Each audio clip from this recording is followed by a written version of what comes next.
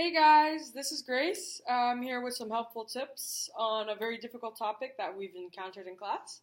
Acid-base balance. Now, I've attended all three lectures that I could attend. I attended the first boot camp by Dr. Alfano. I've attended the my own professor's lecture, Professor Ayami's lecture, and I've attended also Dr. Kramer's lecture. Now, all three of them have different things to give. They all went over different things, and it could be a little bit confusing because a lot of the information is not consolidated. So I decided to put together this, helpful little video. Hopefully, it'll help some people out. And yeah, I guess I'll just get started. So this chart, as you can see up here, this is a chart that Dr. Alfano put up on our first day of class, but she was using different values. Obviously, it was 24 to 28 here. I'm not sure if I copied it wrong, but I got corrected in class today, Dr. Kramer's boot camp, that these are the correct values. Now, for me, this chart is really a lifesaver. I've had somebody tell me that, this chart really wasn't helpful and it made them confused, but for me, this is what worked, so that's what I'm going to share with you guys today. Now, these values are all really crucial. If you get a problem with pH, let's say the pH is like, before I get into a problem, let me just explain. If we get a problem, we're going to get three values, three important values. They might also give you PO2, but that's always probably going to be 100%. It was on our quiz anyway. So pH, respiratory, and metabolic. All right. So they're going to give you three values, and basically, if any one of these values is not within these normal ranges, that means you're either going to be acidotic or alkalytic. Now, acidotic means that, you have a lot of acid in your body. It can cause a lot of different symptoms and problems, but right now we're not going to go into that. We're going to go focus on this chart and how to solve that.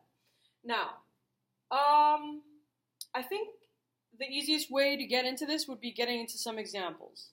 So the first kind of acidotic / alkalytic thing you're going to run into, let's say, for an example, let's say the pH is around 7.50.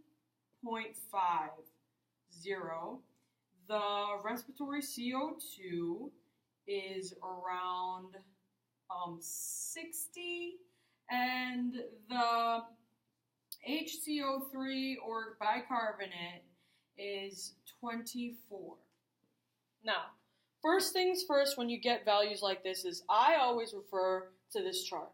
The easiest thing to do, I think, would be just to memorize these values, memorize this chart, memorize how it works.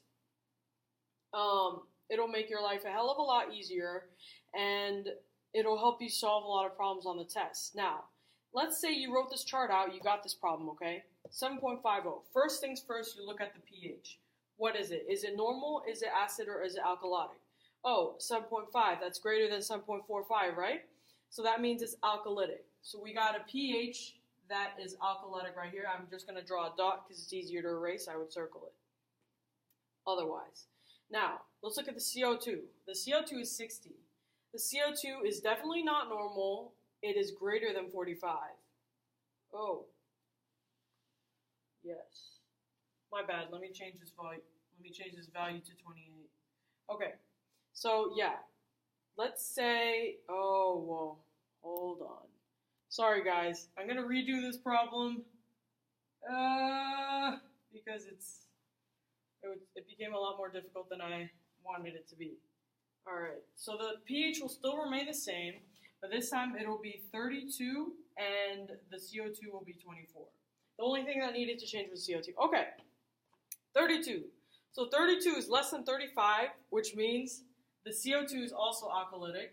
So whenever you get these values, I always suggest looking at this chart. First, look at the pH. What is the pH? Is the pH normal? No. Is the pH acidotic? No. The pH is greater than 7.45. It's 7.50. Mark it down. It's alkalytic. Now let's look at the respiratory. The respiratory is 32, right? It's definitely not within 35 and 45, and it's not greater than 45. It's less than 35, which is alkalytic. Now, look at the HCO3 or the bicarbonate. The bicarbonate is within the normal range, right? So the most important thing when we're looking at this is the pH. So the pH is alkalytic, right? Oh, well, there must be a reason why the pH is alkalytic. You look at the respiratory and the metabolic values, and whichever one lines up with the pH, that's the cause of the problem.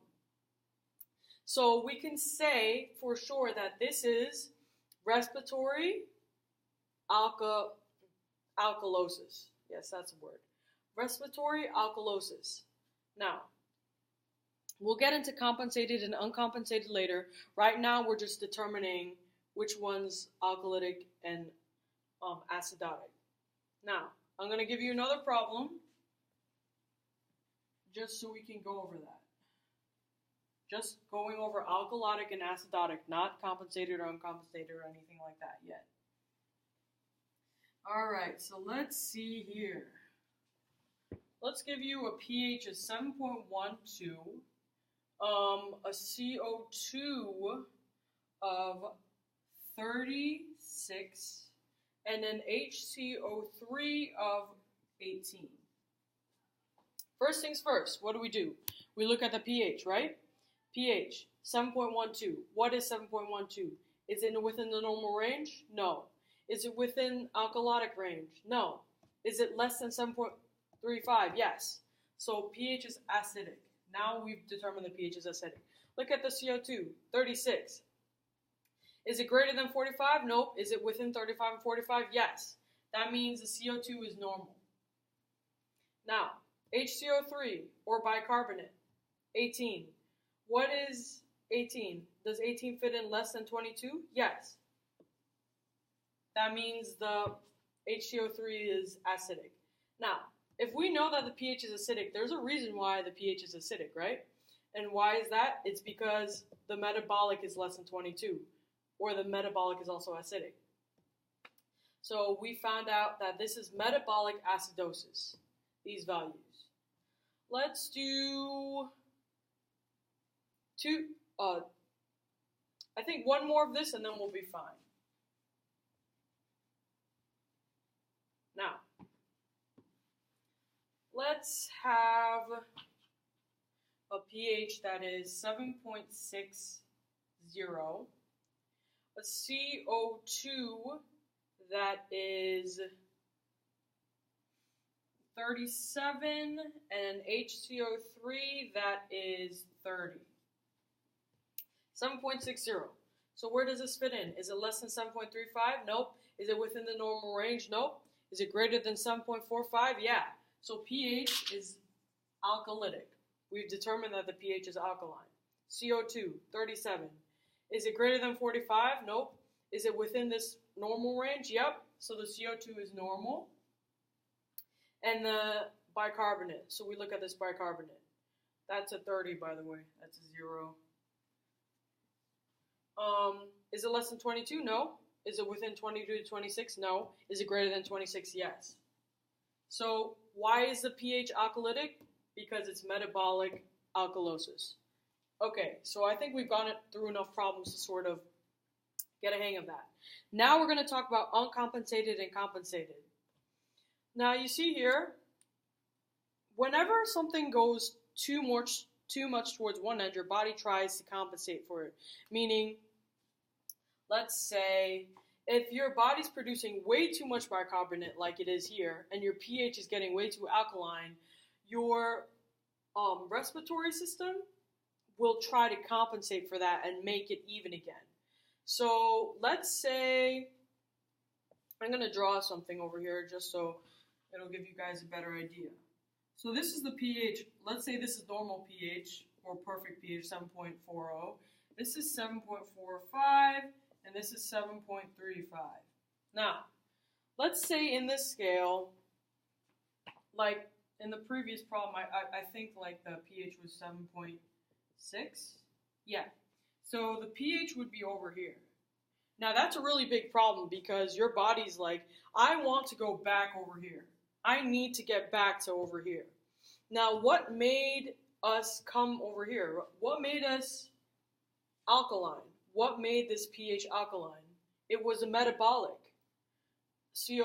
HCO3, bicarbonate. There was too much bicarbonate in your body, which made your pH alkalytic, right?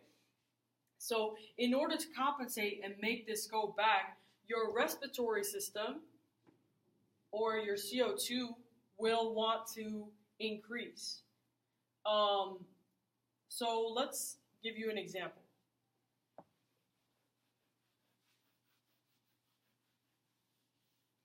Let's say the pH is around 7.50. So let's erase our little dots here. And let's look at this. So where's the pH on the scale? pH is obviously alkalytic because it's greater than 7.50. So let's see CO2. Let's say the CO2 is 32 and the HCO3 is 19. Yes. Okay. So obviously pH is alkaline. CO2. What's CO2? Is CO2 greater than 45? No, it's not between this normal range, it's less. So here we can determine just by going through these two that it's respiratory alkalosis. All right, we've determined that. Now, let's look at this bicarbonate though. Bicarbonate. Now, it's not within the normal range. It's actually less than 22, making it acidic. So this is what we call compensating. When your body finds out that, oh man, I'm too alkaline, the respiratory system is way too alkalytic, your kidneys, where the metabolic process takes place, will try to compensate and bring you back to the normal pH here by making your kidneys become acidic or produce a lot of bicarbonate. So this is actually a coping mechanism of the body to bring it back to homeostasis, which is when your body is completely normal, when everything's going fine. Usually, I believe Professor Kramer and Professor Alfano said this, usually your kidneys will take maybe 3 days for it to realize something's wrong. So if this is happening within the lungs and your lungs are becoming alkaline, your kidneys won't start producing bicarbonate until around 3 days later, and then it'll, slowly start to catch a hold of things. Now, this is a perfect example of compensated respiratory alkalosis, because you first start off with respiratory alkalosis because why is the pH alkaline? Because of respiratory. Now, how are we trying to compensate it? With the metabolic. If the metabolic is too acidic and it's not within the normal range, it's trying to compensate for something, which is the reason why we're talking about compensating. Now, I know there's a really big, discussion about whether it's partial compensation or full compensation. Now, I've spoken to both Professor Ayomi and Professor, I believe, Alfano, or Kramer. She said, don't worry about partially or full right now because fully compensated values are virtually non-existent. You probably won't see it ever in your practice. And whenever people say compensated, they're usually always talking about partially compensated. Fully compensated, I believe, would be when the pH is normal and these values are on opposite ends of the spectrum, but we probably won't be ever seeing that. So don't worry about it, just dispelling the confusion. Now, let's go to another one. Let's go through another example just so you guys get a better idea of this. Okay, let's go through an example. So the pH is 7.2. 7.21. Awesome.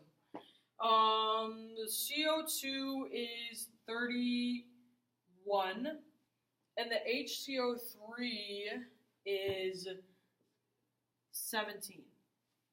All right, first look at the pH. What's the pH? Is it less than 7.315? Yep. pH is acidic. Why is the pH acidic? Let's find out. CO2. CO2 equals 31. 31 is not greater than 45, not within this range. It's over here. All right, so the respiratory can't definitely be the cause, is definitely not the cause of the acid pH becoming acidic. HCO3, 17, less than 22, yeah. So what do we have here? First off, we have metabolic acidosis because pH is acidic because of the metabolic bicarbonate excess. Now, is the body trying to compensate for it? Yes, it is, because the respiratory system is becoming alkaline, contrary to the pH and the metabolic. Whenever something's acting against both of these values, that means that you're trying to compensate. So yes, this would be a compensated metabolic acidosis. All right, let's go through another example, just so we're starting to get the hang of things. All right, let's see. Let's say the pH is 7.2, no, let's do 7.13. CO2 is 66, and I know that's really high. Metabolic is, let's say, 20. All right, 7.13, is it less than 7.35? Yep. CO2, is it greater than 45? Yes, it is.